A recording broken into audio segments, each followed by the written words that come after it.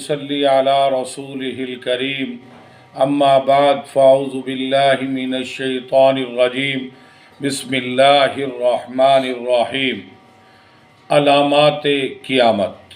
گرامی قدر حاضرین، ہر آسمانی مذہب ایک ایسے دن کے آنے کا اعلان کرتا ہے جہاں عدل ہوگا، ظلم نہیں ہوگا، جہاں ہر مظلوم کی داد رسی ہوگی، جہاں ہر مقتول اپنے قاتل کا گریبان پکڑ سکے گا، جہاں ہر مضروب ضارب سے انتقام لے سکے گا، ہاں ہر انسان اپنی زندگی کا کچا چھٹا دیکھ لے گا، جہاں اپنی زندگی کا حساب دینے کے لیے فرعون اور قارون بھی آئیں گے، اور حضرت موسیٰ اور حضرت ہارون علیہ السلام بھی تشریف لائیں گے۔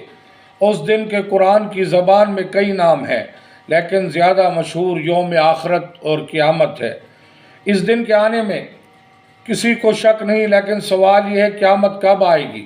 یہ سوال جب حضور اکرم صلی اللہ علیہ وسلم سے کیا گیا تو آپ نے بھی کوئی متعین تاریخ نہیں بتائی، البتہ اس کی علامات بتائی ہیں جو اس دن کے آنے کے لیے ہراول دستے کی حیثیت رکھتی ہے، جو اس دن کے آنے کے لیے خطرے کی گھنٹی کی حیثیت رکھتی ہے، جو اس دن کے آنے کا چیخ چیخ کر اعلان کرتی ہے، جو ہمارے نبی صلی اللہ علیہ وسلم کی صداقت اور پیشن گوئیوں کا مظہر ہے۔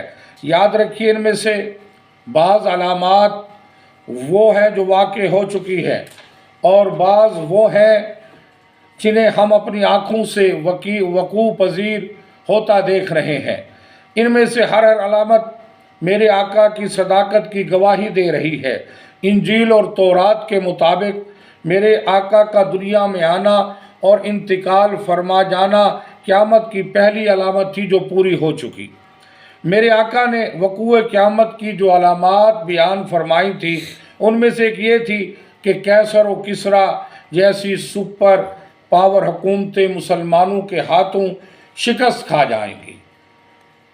یہ علامت جب بیان کی گئی تو مسلمانوں کی بے سر و سامانی کے پیش نظر ناممکن معلوم ہو رہی تھی، اسی لیے دشمنان رسول صلی اللہ علیہ وسلم نے مذاق اڑایا تھا، کہتے تھے گھر میں کھانے کو نہیں اور کیسر و کسریٰ پر حکومت کرنے کے خواب دیکھ رہے ہیں، مگر دنیا جانتی ہے کہ یہ علامت پوری ہو کر رہی اور بہادر مسلمانوں نے کیسر و کسریٰ کے تاج و تختوں کو اپنے جوتوں تلے روند ڈالا۔ میرے آقا نے یہ بھی فرمایا قیامت تب آئے گی جب قسطنطنیہ مسلمانوں کے ہاتھوں فتح ہو جائے گا، چنانچہ یہ علامت بھی سلطان محمد فاتح کے ہاتھوں پوری ہو چکی، اور اب قسطنطنیہ کو استنبول کے نام سے پہچانا جاتا ہے۔ میرے آقا نے یہ بھی فرمایا قیامت تب آئے گی جب مسلمان ہندوستان پر لشکر کشی کریں گے اور اسے فتح کریں گے، یہ علامت بھی پوری ہو چکی۔ میرے آقا نے یہ بھی فرمایا کہ اس وقت تک قیامت قائم نہ ہوگی جب تک مسلمان ترکوں سے نہ لڑیں، جن کے چہرے چپٹے ہوں گے، جن کے لباس بال کے ہوں گے اور بالوں ہی کے موزے یا جوتے پہن کر وہ چلتے ہوں گے، یہ علامت بھی پوری ہو چکی۔ میرے آقا نے یہ بھی فرمایا قیامت سے پہلے 30 کاذب دجال پیدا ہوں گے، جن میں سے ہر ایک نبوت کا دعویٰ کرے گا۔ علماء کہتے 30 کا مطلب یہ ہے بہت سارے جھوٹے مدعیان نبوت پیدا ہوں گے۔ اگر آپ مسیلمہ کذاب سے لے کر مرزا غلام محمد قادیانی تک مدعیان نبوت کے حالات پڑھیں گے تو میرے آقا کی بات کی تصدیق کریں گے۔ میرے آقا نے یہ بھی فرمایا تھا قیامت سے پہلے خصوصیت کا اسلام ہوگا اور تجارت کی کثرت ہوگی، یہاں تک کہ عورت بھی اپنے مرد کا ہاتھ بٹایا کرے گی۔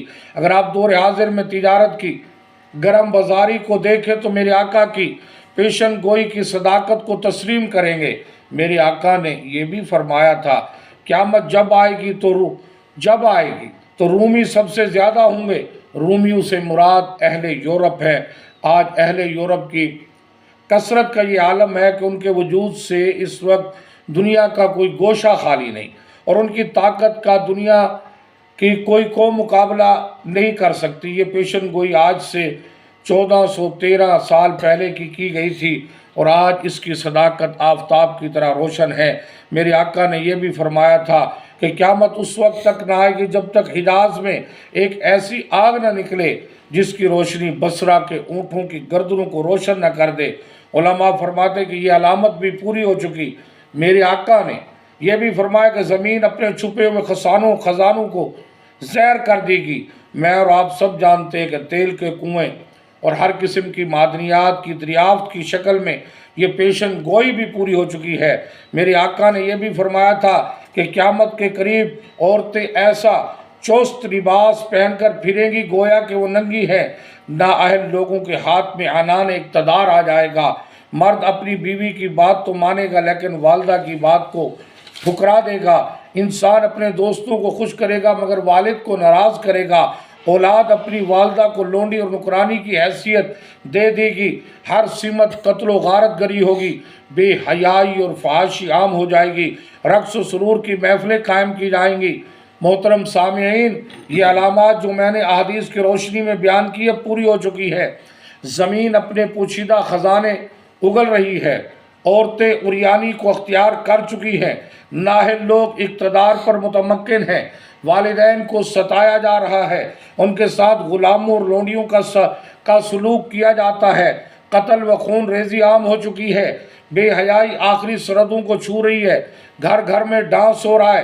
اب تو قیامت کی آخری علامت کا انتظار ہے جس کے مطابق اہل حبشہ مکہ پر چڑھائی کر دیں گے اور بیت اللہ شریف کو نقصان پہنچائیں گے، جس کے فوراً بعد سور پھونک دیا جائے گا اور حشر بپا ہو جائے گا۔ ایک ناقابل بیان زلزلہ ہوگا۔ بزم ہستی کی بساط لپیٹ دی جائے گی اور زمین و آسمان کو بدل دیا جائے گا۔ پھر انسان ہوگا اور اس کا اعمال نامہ ہوگا۔ اعمال کے سوا کوئی دوسری چیز کام نہیں آئے گی۔ نہ سیادت و قیادت، نہ حسب و نسب، نہ حسن و جمال، نہ دنیاوی فضل و کمال۔ میرے ساتھیوں، یہ سوال اتنا اہم نہیں کہ قیامت کب آئے گی، بلکہ اصل اہمیت تو اس بات کی ہے کہ ہم نے قیامت کے لیے تیاری کیا کی ہے۔ ہم مختصر سے سفر پر روانہ ہوتے اس کے لیے بھی بھرپور تیاری کرتے ہیں، لیکن اتنے لمبے سفر کے لیے ہم نے کچھ بھی تیاری نہیں کی۔ اور یاد رکھیے کہ وہ قیامت تو جب آئے گی آ ہی جائے گی، مگر ہر شخص کی قیامت اسی وقت آ جاتی ہے جب اس کی زندگی کی مہلت ختم ہو جاتی ہے۔ موت کے ساتھ ہی ہر انسان کی قیامت قائم ہو جاتی ہے اور اس کے حساب و کتاب اور جزا و سزا کا سلسلہ شروع ہو جاتا ہے۔ عقل مند وہ ہوتا ہے جو ہواؤں کا رخ دیکھ کر موسم کا اندازہ لگا لیتا ہے، جو بادلوں کے تیور دیکھ کر اپنا سامان سمیٹنا شروع کر دیتا ہے اور بارش کے نقصان سے بچنے کی تدبیریں اختیار کر لیتا ہے۔ ہم جب اپنی آنکھوں سے قیامت کی علامات کو پورا ہوتے دیکھ چکے ہیں تو عقل مندی کا تقاضا یہ ہے کہ ہم وہاں سرخرو اور کامیاب ہونے کی تیاری بھی شروع کر دیں۔ اللہ تعالیٰ مجھے اور آپ سب کو قیامت کے سوال و جواب کے لیے ہر وقت تیار رہنے کی توفیق نصیب فرمائے۔ وما علینا الا البلاغ۔